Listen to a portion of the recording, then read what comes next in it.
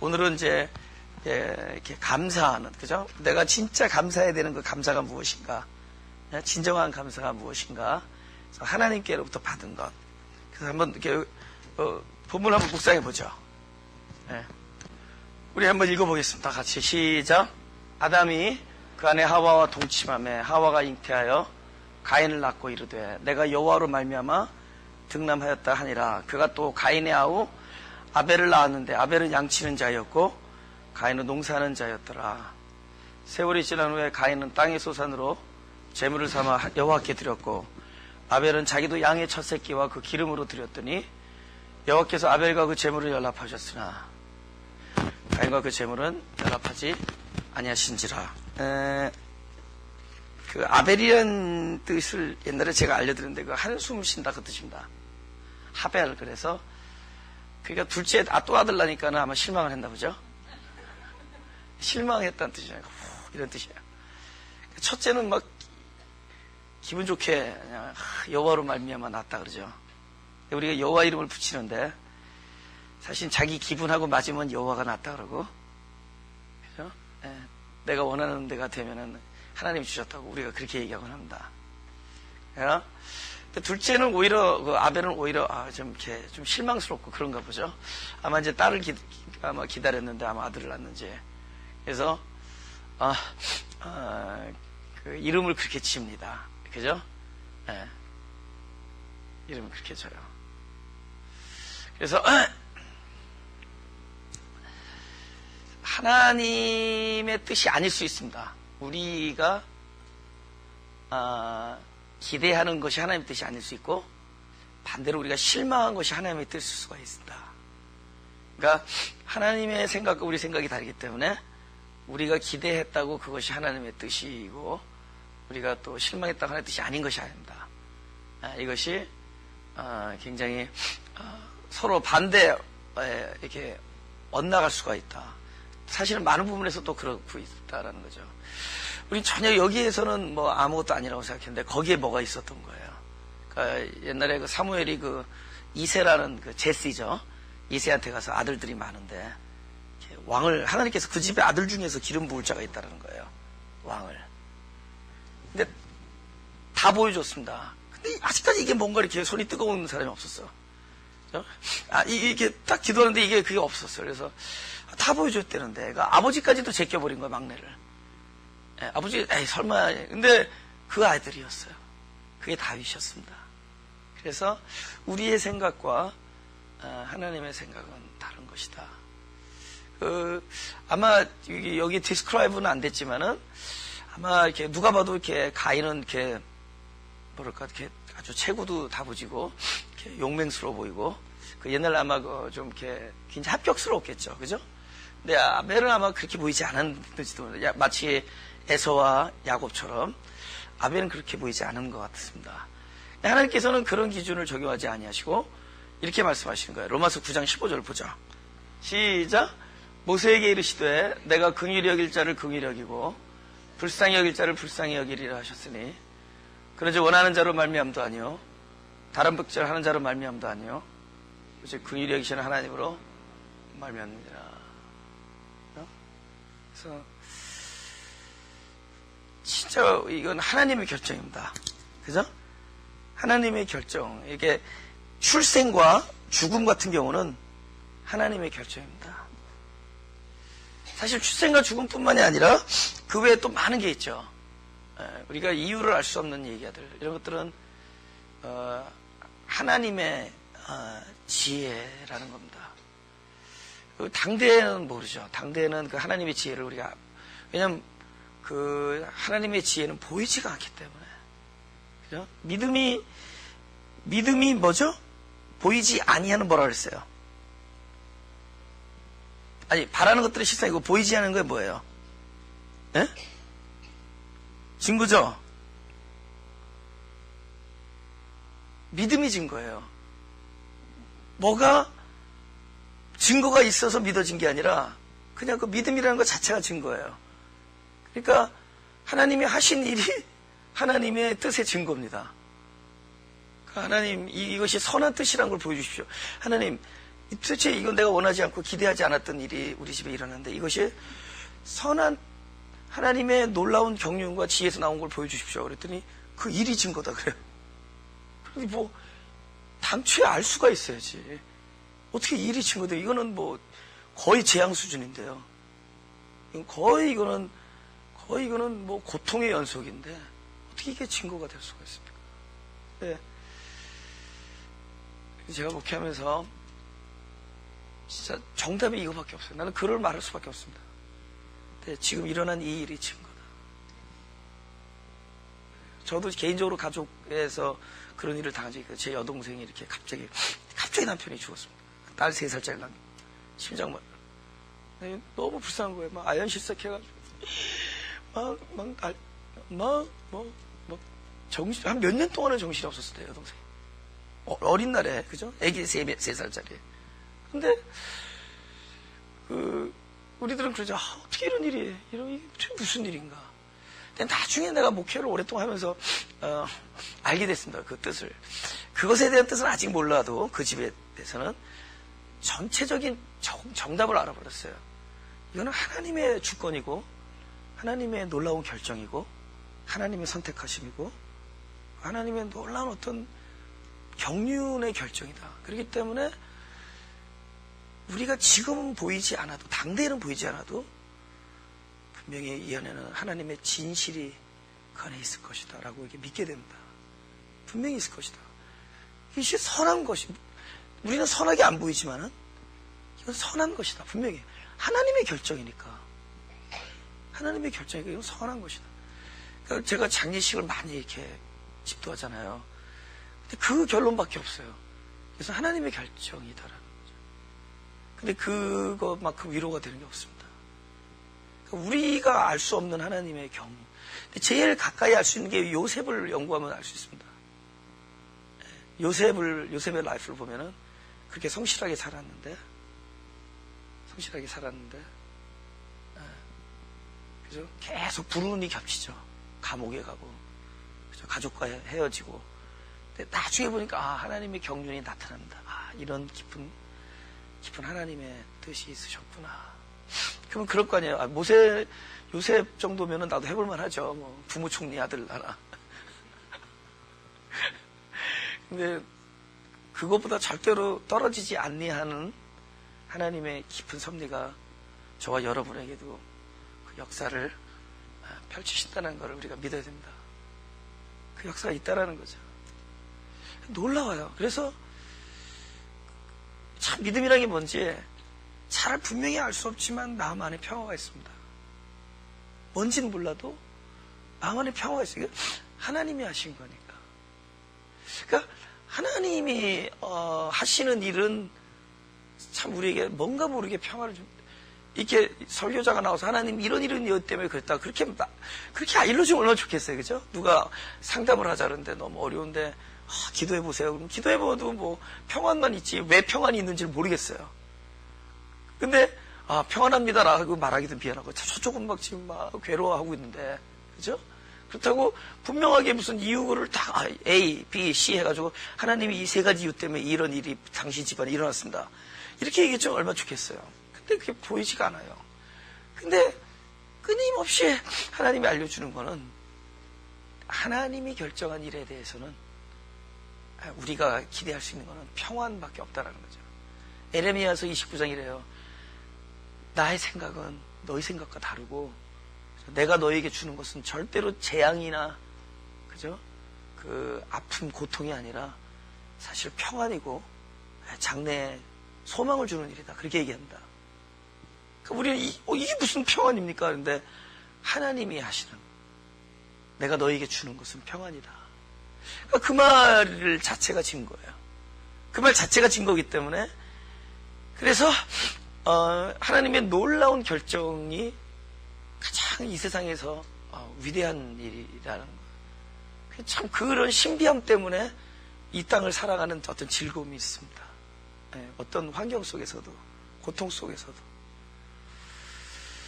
그런데 그 놀라운 결정 중에서 나는 또 무엇을 보냐면은 그 많은 사람들 중에서 하나님께서 바로 나를 부르시고 나를 선택하시고 그죠? 나를 자녀 삼아주시고 나와 함께 있고 나를 끝까지 지켜주실 것이고 끝까지 당신이 그 뜻을 이룰 때까지 하나님이 절대로 우리를 떠나지 아니할 것이다. 이렇게 말씀을 하시는 거예요. 그럼 그 일에 대하여 우리가 하나님 뭐 나는 부를 수 있지만 저 사람 부르는 것은 이해가 안 됩니다. 아니면 저 사람들이 이해가 되는데 나를 불러주시면 참 이해가 안 된다. 우리가 이해가 될 때가 있고 안 될 때가 이러면서 가잖아요. 그런데 하나님께서 이 결정하신 일은 그 신비의 차원이거든. 신비함. 하나님이 왜 가인을 택하지 아니하시고 아벨을 택했냐는 것은 1%도 가인과 아벨의 어떠함 때문에 이루어진 것이 아니라 또 아벨이 어떤 제사를 잘 드려서 된 게 아니에요. 아벨이 좋은 올바른 제사를 드리고 가인이 올바르지 않은 제사를 드려서 그런 게 아닙니다. 이미 그 제사라는 드리라는 것 훨씬 이전에 하나님이 아벨을 선택하시고 부르시고 사랑하시고 당신의 뜻을 그 안에다 담아두시고 연락하셨다는 겁니다. 그럼 우리는 뭐냐? 아벨의 입장에서 이 성경 말씀을 대하는 거예요. 그러니까 나를 불쌍히 여기고 나를 긍휼히 여기고 나를 택하신 하나님의 섭리를 믿는 믿음으로 그것이 나에 대해서 그 믿음으로 하나님의 말씀을 대하는 겁니다. 할렐루야. 예. 근데 우리가 너무 하나님을 모른다. 예? 우리가 너무 하나님을 모른다라는 거죠. 예? 우리의 생각이 그만큼 하나님 우리가 이제 그럴 거예요. 하나님 두 아들이 있는데 당연히 가인이죠. 당연히 에서죠. 이게 하나님도 눈 있으면 한번 보세요. 저게 깜인가? 그죠? 예, 이게 무슨 이거 써먹겠냐고. 이거 보십시오. 이게 살아갈 모습 보십시오. 예, 우리가 그렇게 얘기하지만은 사실 우리의 모든 평가나 우리의 이렇게 뭘 바라보는 기준도 다 자기가 가지고 있는 그 제한된 자기 어떤 그 욕심 안에서 보는 겁니다. 우리가 하나님조차도 하나님을 잘 몰라요. 하나님을 오히려 이해를 못하고 우리가 어디에서만 하나님을 이해하냐면 자기의 어떤 그 범주 안에서만 하나님을 이해합니다. 예. 근데 그 기초가 뭐냐면 우리의 욕심이에요. 우리 욕심 안에서 만들어낸 하나님만 이렇게 그분과만 교류를 하려고 그래요. 예. 근데 이제 우리 성경 말씀은 뭐냐면 항상 우리가 알고 있는 신관, 하나님이 이런 분이다라는 것을 계속 깨트려 나가는 게 말씀입니다. 근데 사람들은 자기가 확실히 알고 있다라는 것이, 그것이 변화되는 것을 두려워해요. 내가 확실히 알고 있는 어떤 사실에 대한 변화를 되게 두려워합니다. 그래서 더 이상 하나님을 알고 싶지 않은 거야. 그러니까 하나님이 사실 내가 알고 있는 이 하나님 그 이상이거든요. 어떨 때는 더 확장도 되지만 어떨 때는 아예 송두리째 뒤집어 버립니다. 내가 여태까지 진짜 하나님과 대화한 게 아니라 내가 만들어낸 우상과 대화하고 있었구나. 그러니까 내가 알고 있는 하나님에 대한 개념을 확 송두리째 뒤집어 버립니다. 어느 순간에는. 예. 하나님의 말씀이 그런 거거든요. 그러니까 하나님은 그거를 어떤 단어로 이야기하냐면 내가 너에게 내 자신을 보여준다. 이걸 계시라 그래요. 이 계시라는 것은 내가 이해하고 내 범주에서 이해하고 있는 그런 기초가 막 완전히 기조가 붕괴되는 상황이 되기 전에는 우리는 하나님을 그냥 내가 알고 있는 그 안에서 그냥 만나고 교통하고 그리고 더 거부하고 싶은 거야. 하나님은 사실은 우리 알고 있는 그 이해로 훨씬 뛰어넘는. 그래서 하나님이 원하시는 건 뭐냐면 여러분과 제가 앞으로 저는 한 50년 더 살 것 같은데 모르겠어요. 이 정도 건강에 50년 살 것 같아요. 요즘 건강이 너무 좋아져가지고. 그러면 앞으로 한 4, 50년 더 살 동안에 나는 하나님이 끊임없이 나 계시해 줄 걸 믿어요. 하나님에 대해서 또 새롭게 보고 새롭게 발견하고 끊임없이 계시할 거라고 믿습니다. 예.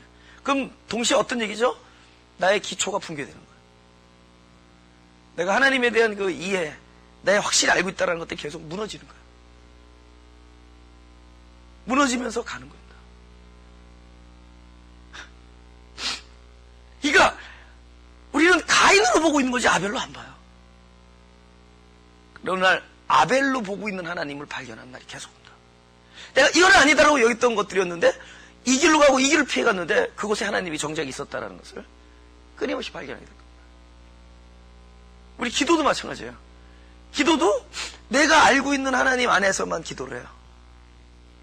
그것은 훨씬 뛰어넘는 하나님의 어떤 그 섭리와 차원이 있다. 그래서 그것에 대한 궁금증과 그것에 대한 하나님의 기대와 소망을 기도하고 어쩌면 그 안에서 베풀어 주신 하나님의 경륜을 감사하는 기도를 해야 되는데 우리 끊임없이 나의 욕구가 만들어내는 요구를 계속 하나님 막 길들여가면서 하나님 어떻게 길들인 줄 아세요?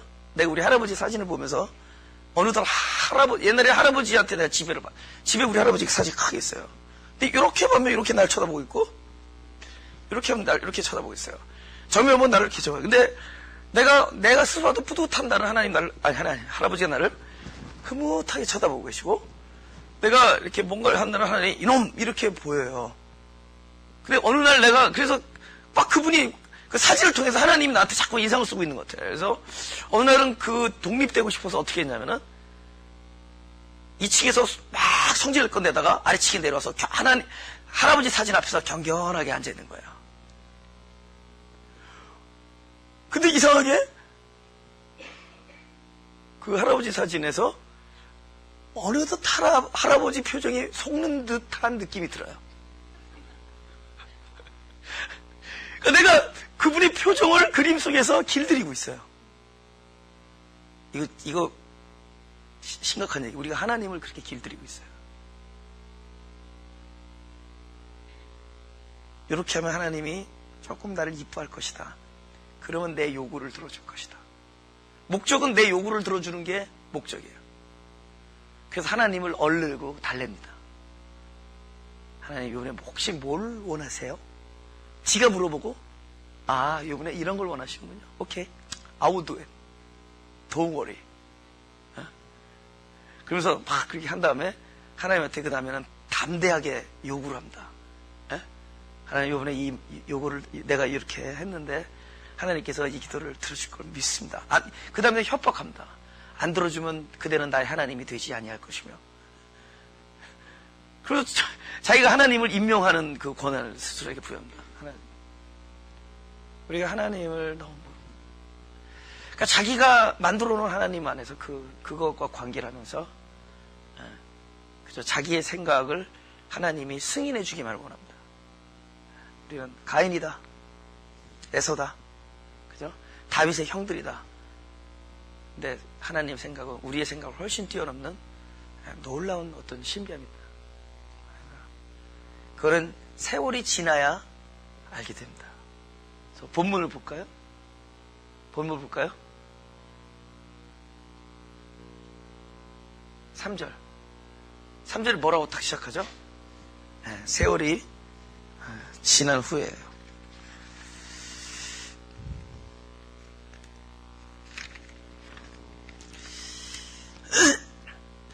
제가 아침에 일어나면은 제일 먼저 요새는 뭐 하냐면은 바깥문을 열고 나가서 이걸 해요. 바깥문을 열고 나가서. 전에는 안 그랬는데 바깥문에서 그 아침에 프레시한 에어를 빨아들이는 게 그렇게 좋아. 그 다음에 그냥 안 들어오고 이렇게 하고 이렇게 풀 한 포기라든가 그 다음에 이렇게 장미꽃 이런 것들을 이렇게 봅니다. 바깥에 문 앞에. 그래서 어느 날 내가 두 가지를 사랑하게 됐어. 언제부턴가. 그 맑은 공기와 꽃을 사랑하게 됐어요. 그 다음에 풀을 사랑하고. 어떤 사람이 그래요. 이미 그대는 노년기에 들었다. 그렇게. 남자가 맑은 공기와 꽃을 사랑하는 건 나이가 많이 들었다는 뜻이랍니다. 그러고 보니까 전에는 안 그랬어요. 그러고 보니까 전에는 안 그랬어. 그냥 밤중에 새벽 2시, 3시에 라면 끓여 먹고 꽃이 어딨어, 진짜. 그런데 그게 나이가 들은 거예요. 그게 뭔 말하려는 거냐면은 세월이 지나서 내가 나이를 먹고 나면은 자기가 그 나이가 먹었기 때문에 자연스럽게 내가 그 본능적으로 되어지는 일들이 있다는 거죠. 그것이 아까 말하는 뭐 맑은 공기를 좋아한다든가, 예? 이렇게 꽃을 좋아한다든가, 그 다음에 전에 젊었을 때처럼 막 운전하지 않고 막 이렇게 뭐랍니까 늘 이렇게 조심을 더 한다든가. 나는 그쪽으로는 아직 거리가 먼데 아무튼 나이가 좀 벌면은 굉장히 조심해진다. 근데 그거는 다 세월이 지나면은 변하는 거예요. 세월이 지나면은 누구나 그 사람이 가지고 있는 것이 나타나는 겁니다. 그러니까 사람이라는 본성이 그렇게 나타나는 거예요. 그래서 여기서 세월이 지난 후회를 얘기하는 것은 그 다음에 지금 어떤 사건이 딱 하나 나타나는데 가인이 예물을 드리고 아벨이 예물을 드리는데 가인이 이런 예물을 드린 것은 어떠한 상태가 세월이 지난 다음에 자연스럽게 그렇게 나타난 것이고 아벨이 이런 예물을 드리고 있다는 것은 어떤 무엇인가를 받았기 때문에 그것이 자연스럽게 시간이 지나서 본능적으로 그렇게 나타난 것뿐입니다. 그러니까 하나님께서 바른 제사를 드려서 아벨을 연락한 것도 아니고 또 올바르지 않은 제사를 가인이 드려서 가인을 연락하지 않은 게 아니라 이미 하나님께서, 그러니까 사람 이전에 하나님께서 그 두 사람에게 무슨 일을 하셨고 어떻게 뭔가를 하셨기 때문에 그들이 그것을 받았기 때문에 받은 결과가 세월이 지난 후에 이렇게 나타나고 저렇게 나타나는 거예요. 우리는 율법적인 의식이 무서워요. 자꾸 원인과 결과를 중시해. 율법적 의식은 내가 이렇게 했기 때문에 하나님께서 이렇게 해주실 것이다. 내가 이렇게 했기 때문에 하나님께서 이렇게 안 해주셨다. 그런 굉장히 율법적인 사고고 그런 의식에서는 원인과 결과를 되게 중시합니다. 원인을 중요해요. 이렇게. 근데 애초부터 우리는 태어날 때부터 어떻게 이렇게 태어나야 할 어떤 당위성을 내가 만들지 않았습니다. 내가 이런 운명을 가져야 할 어떤 당위성을 내가 갖추지 않았어요. 내가 이러한 삶을 살 수 있도록 또 하나님께 선택을 받을 만한 어떤 자격 조건을 내가 만들어낸 게 아니에요. 하나님께서 하나님의 긍휼하심과 불쌍히 여심과 사랑하심으로 우리를 불러주시고 하나님께서 하신 거란 말이에요. 그러면 하나님께서 또 뭘 하셨겠느냐? 바로 가장 중요한 것. 그 존재 자체를 연락하신 거예요. 나는 어떤 사람이냐? 하나님이 나를 존재를 연락하고 나의 가족을 연락하고 나의 사랑하는 사람들을 연락하신 거예요. 우리 성도들을 연락하고 하나님이 하신 거예요. 그 일이 먼저 이루어졌기 때문에 그것이 세월이 지난 후에 그것이 바깥으로 자연스럽게 결과적으로 나타난 것이 예물로 나타난 거예요. 제가 그 헌금도 보세요. 제가 헌금도 마찬가지예요. 헌금을 생활을 잘했기 때문에 무슨 복을 받는 이게 아니라 여러분 이미 헌금하고 있다는 얘기는 여러분 안에 뭔가 받은 거 있어서 감사를 받고 뭔가 그 감동과 은혜가 있어서 그것이 헌금으로 나타난 거예요. 할렐루야? 그러니까 지금 이미 이것을 넣으면 기뻐할 것이다라고 넣으신 분은 그건 할 수 없이 넣었으니까 이따 끝나고 갈 때 진짜 이유 때문에 다시 한번 해도 돼요. 아까는 그 이유 때문에 사실은 내가 받은 게 있구나.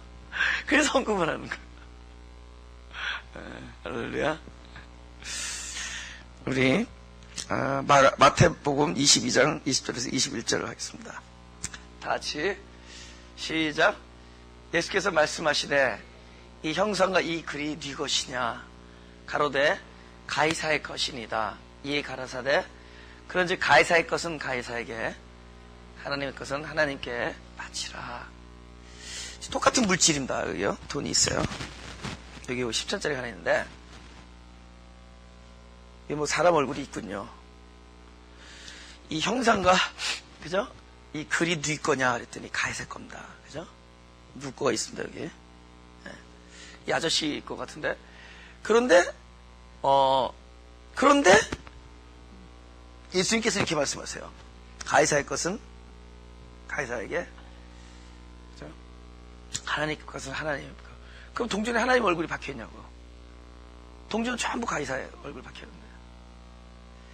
똑같은 돈인데, 이게 중요한 얘기입니다. 똑같은 돈인데, 이 사람 자체가 이 돈을 들고 있는 사람 자체가 굉장히 그 하나님의 마음을 가지고 하나님의 자녀의식을 가지고 있는 사람. 그러니까 돈이 문제가 아니에요. 그 사람의 손에 그 돈이 쥐어지면은 이 돈은 하나님의 겁니다. 근데 이 사람이 아직 세상적, 마귀적, 육신적 그런 정욕에 있는 사람의 돈이 주어지면은 이것은 세상 거예요. 가이사의 거예요. 그러니까 돈이 가이사에게 따로 있고 하나님께 따로 있는 게 아니라 그 돈을 쥔 자가 하나님께 속한 사람이면은 하나님의 것이고 돈을 쥔 자가 가이사에 속한 사람이면 가이사의 겁니다. 그러니까 이 예물에 있지 않아요. 예물을 드리는 자의 마음에 있습니다. 그러니까 바른 예물을 했다라는 게 여러분 자꾸만 뭐 피제사 뭐 이런 얘기 많이 하는데 더 원칙적인 이야기를 하려는 거야. 더 근본적인 얘기예요. 피제사는 결과적으로 나온 거예요. 피제사를 드렸기 때문에 연락한 것이 아니라 이 존재 자체가 이미 피제사를 통한 그 희생을 받은 사람이에요. 아벨이 연락됐다라는 것은 내가 피제사를 드려서 연락된 게 아니라 이미 하나님이 피제사를 나를 위해서 드려줬습니다. 그것을 받은 자기 때문에 결과적으로 그게 나가는 거예요. 아시겠어요? 지금 내가 이 피의 제사를 드리고 있다. 저 양의 첫 새끼와 기름. 이건 철저히 그리스도를 얘기하는 거예요. 성령의 기름과 예수 그리스도의 희생을 얘기합니다. 예수의 피 흘려요. 그 제사를 드리고 있는 것은 이미 이 사람 자체가 그 제사의 혜택을 누리고 있기 때문에.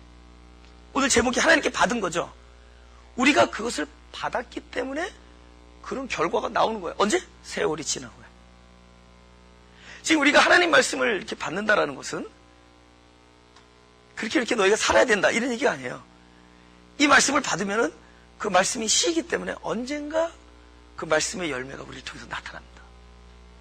우리가 지금 어쩌다가 지나가다가 뭐 소가 뒷걸음치다가 쥐 한번 밟은 일 있죠. 어쩌다가 지나가다가 뭐 이렇게 좀 선행할 때가 있어요.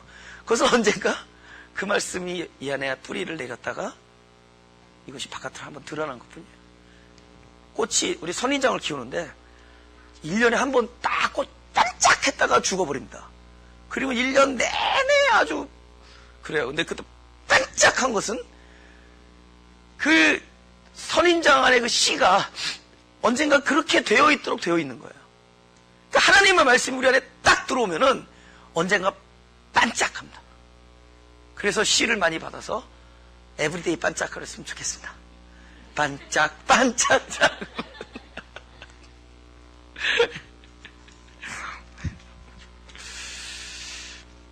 참기도에 대해서 제가 좀 얘기하고 싶은데 에?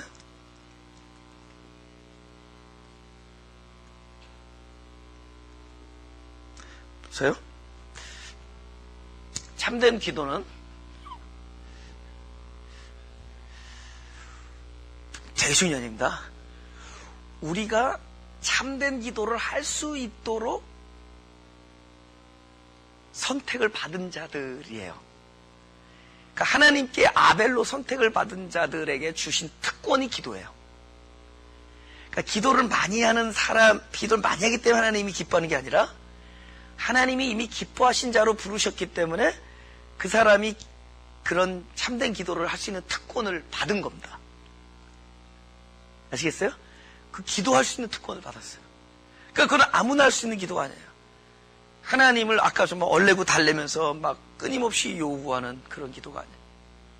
원래는 기도라는 거는 이 기름에서도 나타나지만은 그 하나님의 은혜를 감사하는 거고 하나님의 경륜을 소망하는 것이고 하나님의 경륜을 발견하는 것이 기도인데 어느덧 우리들이 타락해서 그 누리는 기도에서 요구하는 기도로 바뀝니다.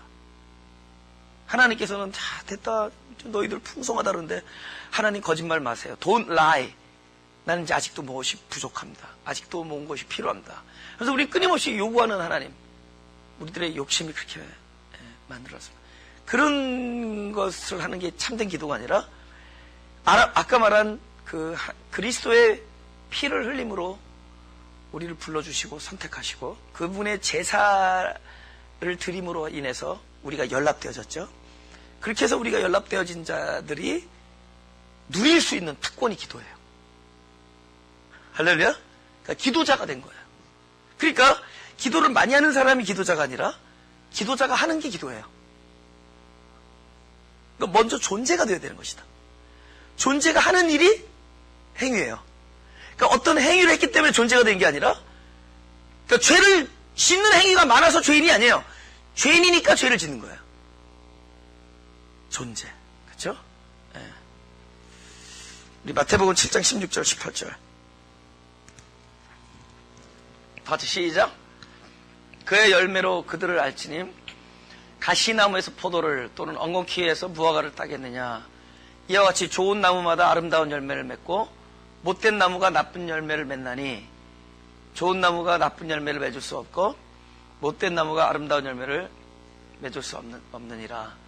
그러니까 마태복음 7장이라는 것에서 딱 그 16절 17절에 나온 이런 말씀을 봐도 벌써 좋은 열매 이전에 좋은 나무가 더 심각한 거예요.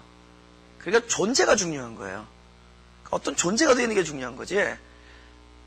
그러니까 우리가 밖에 나가서 좋은 행실을 여러 번 했다고 좋은 존재가 되는 게 아니에요. 좋은 존재가 되면 좋은 행실을 한다. 그러니까 좋은 존재로 태어나는 게 중요하지.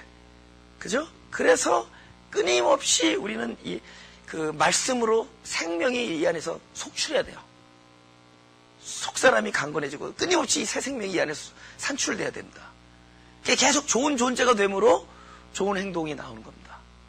근데 좋은 행동을 많이 한다고 습관적으로 훈련해서 연습적으로 반복적으로 그렇다고 좋은 사람처럼 보이는 것뿐이죠. 그래서 그런 훈련을 통하는 게 아니라 말씀이 내 안에 들어가서 이것이 잘 목양되는 훈련을 해야 돼요. 어떤 훈련인지 아시겠죠?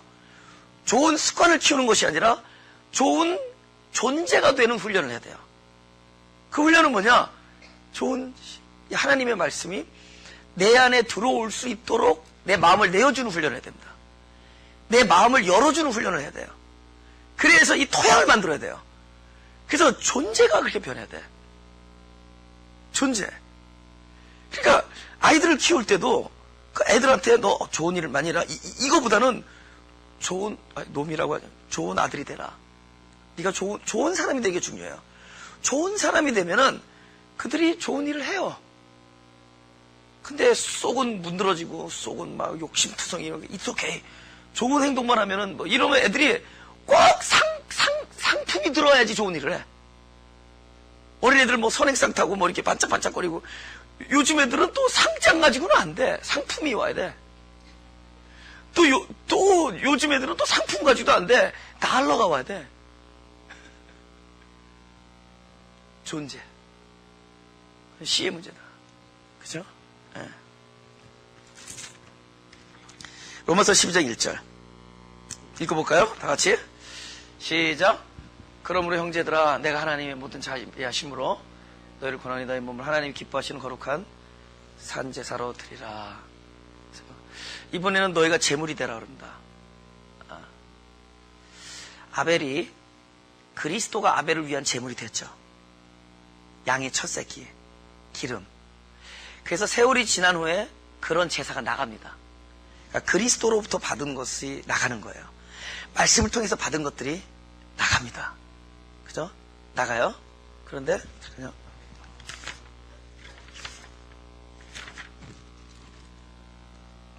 보세요. 나가는데, 그리스도부터 받은 게 나가는데, 궁극적으로는 우리가 그리스도의 성품을 날마다 말씀으로 받아서 그 생명이 흘러나가죠. 근데 그것이 계속 그런 일이 반복되어지면서 하나님이 하시는 일이 뭐냐? 그죠? 그분의 생명이 나를 통해서 계속 들어오고 나가고 하면서 어느덧 나라는 사람이 바로 그 그리스도의 형상으로 계속 변해갑니다. 그러면서 바로 이 안에서 어떤 재물을 내어드리는 것뿐만이 아니라 이제 나라는 존재 자체가 이제 재물이 되어버립니다. 통째로. 그것이 산재물이에요. 산재물이에요. 나라는 존재가 이제 그런 재물이 돼요. 전에는 그런 존재 어떤 재물을 내 안을 통해서 흘러내보냈지만은 이젠 내가 그 존재가 계속 되어버립니다. 그러니까 전에는 그 양식을 통해서 내가 살아났지만 이제는 나도 그 양식이 됩니다. 그래서 살리는 사람이 돼요. 그래서 내가 그리스도로 인하여 산 것 같이 나중에 나도 나로 인하여 사는 일들이 생깁니다. 그 정도쯤은 해야지 하나님이 하시는 일이지. 우리는 너무 수준을 낮추고 있어요. 우리는 하나님 여기까지 우리 여기까지만 합시다인데 그분이 나보다 큰 일을 하랴 이런 얘기까지 했어요. 그러면서 그분이 그러니까 쉽게 말하면은 작은 그리스도가 되는 거예요. 작은 그리스도. 그죠? 그리스도처럼 사는 게 아니에요. 이젠 그리스도화 되는 겁니다. 이거 뭐 적그리스도 얘기하는 거 아니죠? 어? 내가 하시리이다 이런 뜻 말하는 게 아니라 하나님의 뜻을 얘기하는 겁니다. 바로 우리가 그 재물이 되어버리는 겁니다.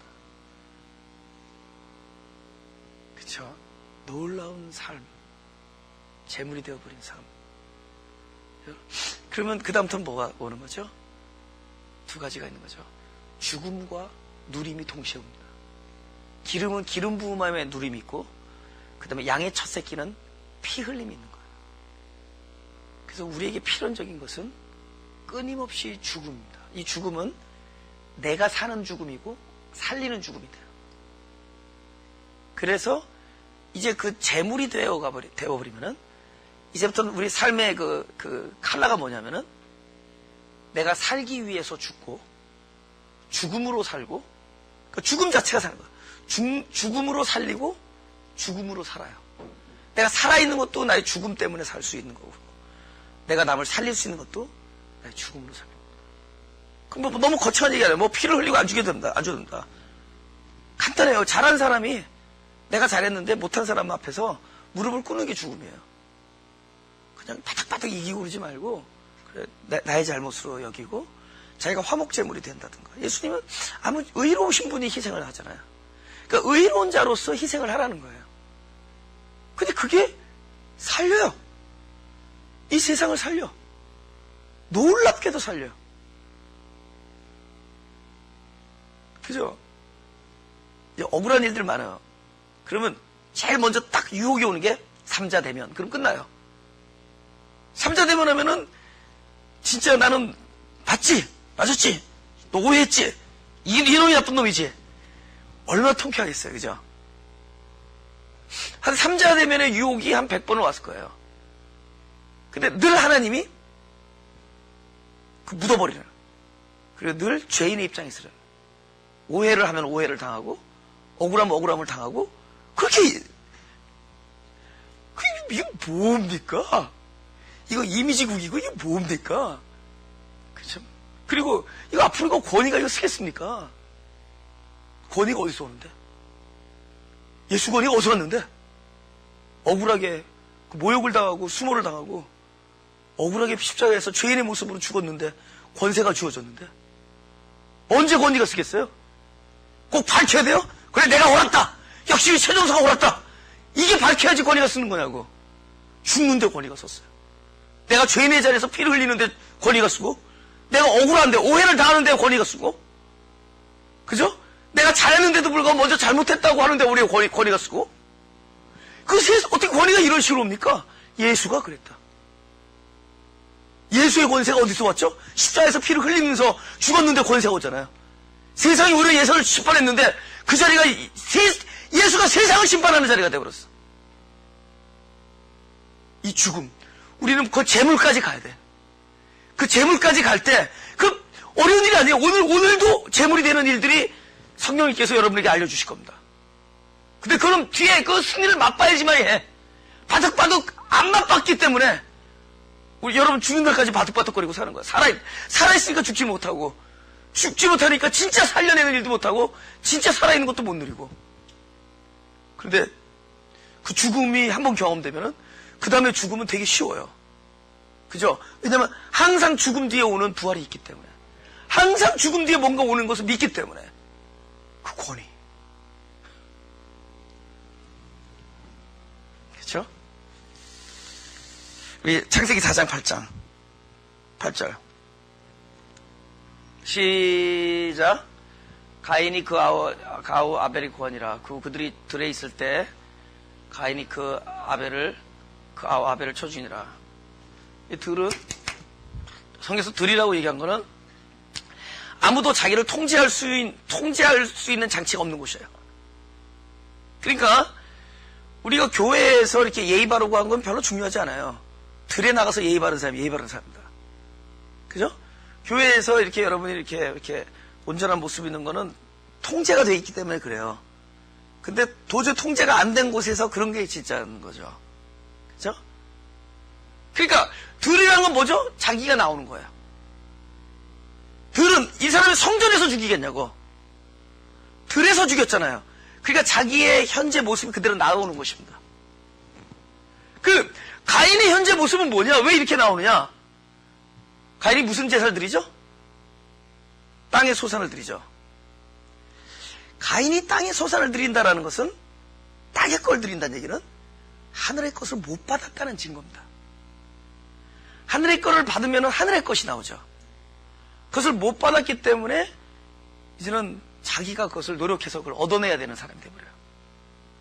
지금 가인이 나쁘다는 얘기를 하는 게 아니에요. 우리가 아벨이라는 얘기를 하는 거예요. 우리가 아벨이 됐기 때문에 이렇지 않다는 걸 얘기하는 거지, 가인이 잘못됐다는 걸 얘기하는 게 아니에요. 우리가 가인일 수밖에 없는데 하나님으로부터 받은 게 있기 때문에 이런 삶을 살 수 있다, 이 얘기하는 겁니다. 에? 시작. 저희가 묻기를 맞이 아니하는지라. 일어나 가라사대 너희 중에 죄 없는 자가 먼저 돌로 칠하시고 다시 몸을 굽히사 손가락으로 땅에 쓰시니, 저희가 이 말씀을 듣고 양심의 가책을 받아 어른으로 시작하여 젊은이까지 하나씩 나가고 오직 예수와 그 가운데 섰는 여자만 남았더라. 그러니까 원래 그 법이 이렇게 돌에 쓰여 있어요. 돌에 쓰인 건 내가 읽을 수 있는 거니까 내가 바깥에 있는 거죠. 근데 나중에 법이 어디로 오냐면 내 마음 안으로 들어오죠. 그래서 그 땅에 썼다는 건 우리 마음 땅 안에 썼다는 뜻입니다. 그래서 법이 원래는 율법 시대 때는 바깥에서 내가 읽을 수 있었어요. 근데 이제 읽을 수 없어. 보이지가 않아. 안으로 들어오니까. 법이 이제 안 보이는 데 와 있습니다. 안 보여요. 보일 때는 나보고 지키라는 거고, 안 보일 때는 법이 스스로 법이 움직입니다. 그러니까 이게 우리가 성령의 법이라는 거죠. 다르죠? 복음과 율법의 차이를 아시겠죠? 우리가 말씀을 지키는 것과 말씀이 내 안에서 스스로 율법의 요구를 이루어주는 건 다른 겁니다. 그런데 그 간음 현장에서 잡혔습니다, 여자가. 그런데 돌로 치라니까 예수님께서 직접 그들에게 말씀하세요. 죄 없는 자가 돌로 쳐라. 그들이 양심의 가책을 받습니다. 그래도 양심의 가책을 받았다는 얘기는 항상 남을 정죄하다가 이제 자기 정죄로 돌아와. 남을 정죄하던 사람이 그래도 나도 죄가 있구나. 근데 나도 죄가 있구나를 깨닫는 게 중요한 게 아니에요. 그 이유가 중요하죠. 적어도 양심의 가책을 받아서 여인을 정죄했던 사람이 자기를 정죄합니다. 거기까지는 좋아요. 근데 예수님께서 나도 너를 정죄하지 않는다 그러면서 너를 정죄한 자가 있느냐 그러니까 여자가 없다 그래요. 그 여자가 정죄한 자가 없다라는 건 누구까지 포함하면 자기 자신까지 포함합니다.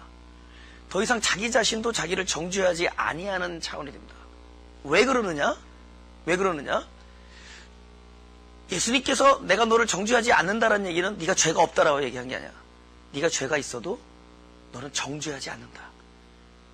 그러니까 우리가 죄가 있느냐 없느냐가 중요한 게 아니라 죄가 있어도 정죄함을 받느냐 안 받느냐의 차이가 어디서 나느냐, 극명하게 드러나느냐.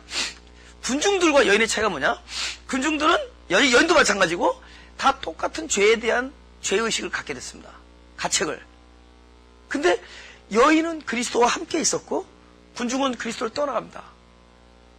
그러니까 죄인이지만 그리스도 안에 있으면 정죄함이 없고 누구든지 그리스도 안에 있으면 정죄함이 없나니, 죄인인데 그리스도 밖을 떠나면 어디로 돌아가느냐? 자기의 희망으로 다시 돌아가는 거야. 근데 우리가 사실은 여인 같지만 군중 같아요. 다시 돌아가. 왜 돌아가느냐? 오케이, 죄에 대한 찔림이 있으니까 그 죄에 대한 찔림을 회개를 해. 근데 진정한 회개는 자기에게서 그리스도께로 돌아가는 게 회개지, 다시 자기의 의지로 돌아가. 찔렸어. 내가 앞으로는 이 죄를 짓지 말아야지. 집에 돌아와서 기도합니다.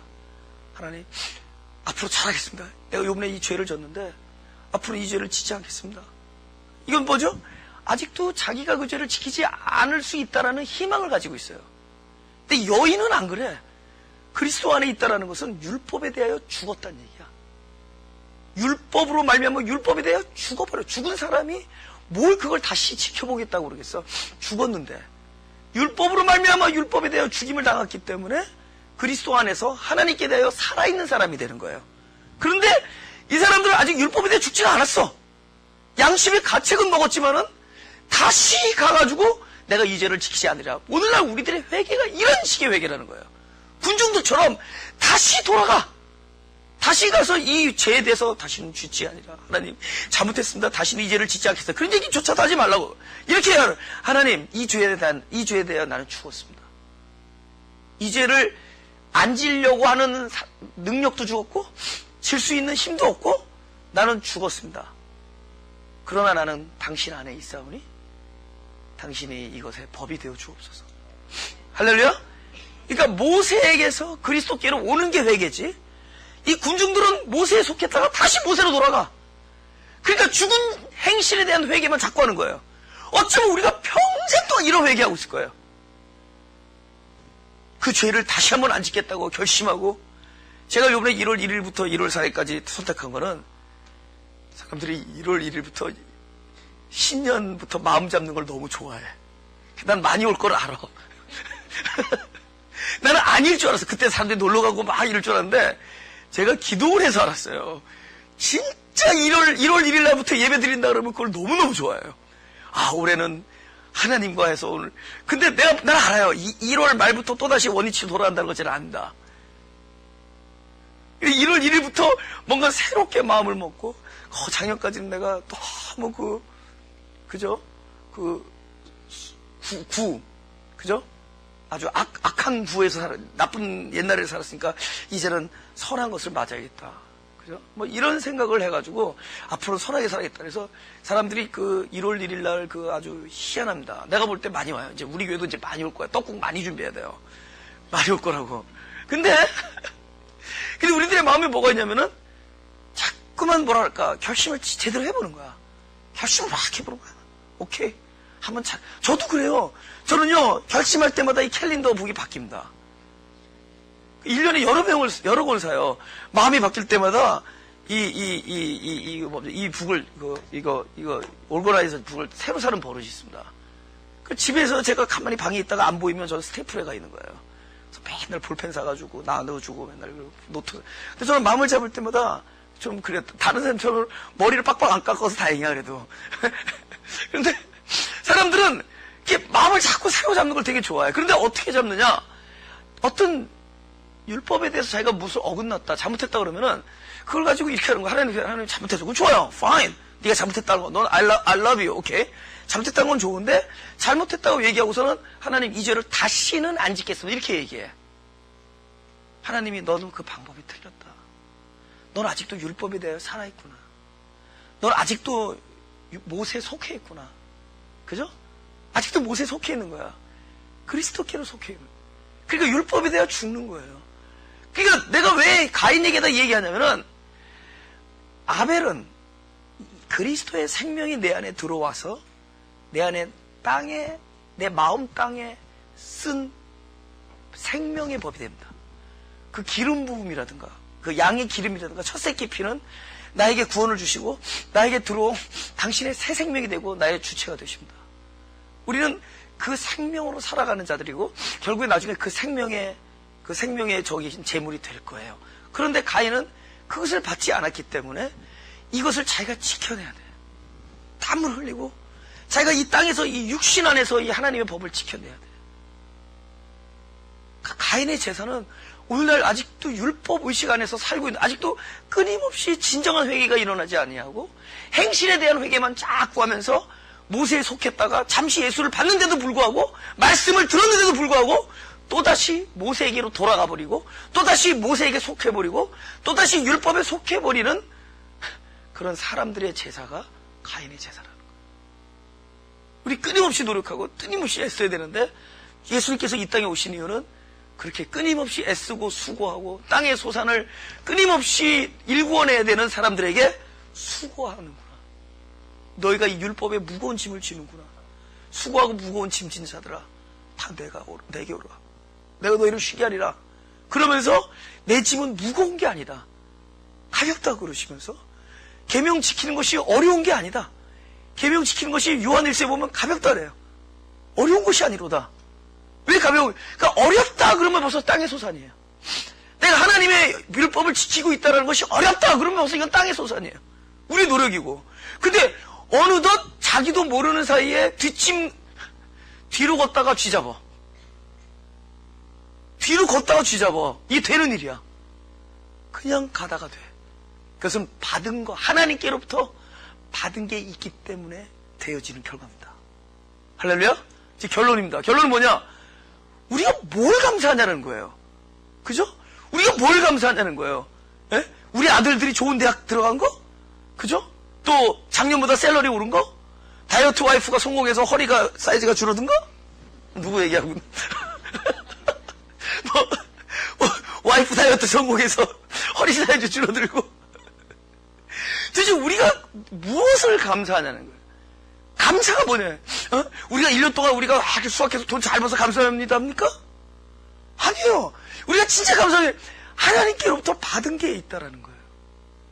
우리가 아벨로 태어났다라는 것이고, 하나님의 양의 첫 새끼와 그 기름을 받은 사람입니다.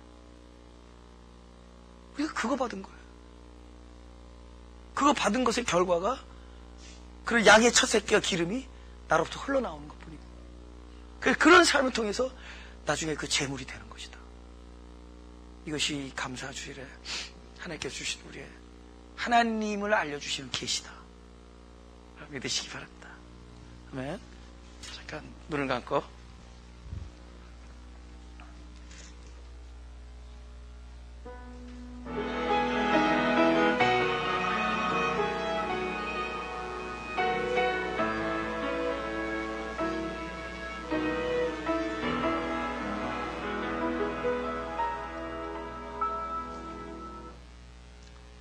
이번 주 금요일은 예배가 없고요.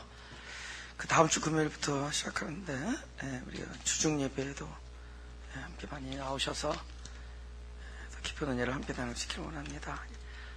기도하겠습니다. 주님 감사합니다. 무엇보다도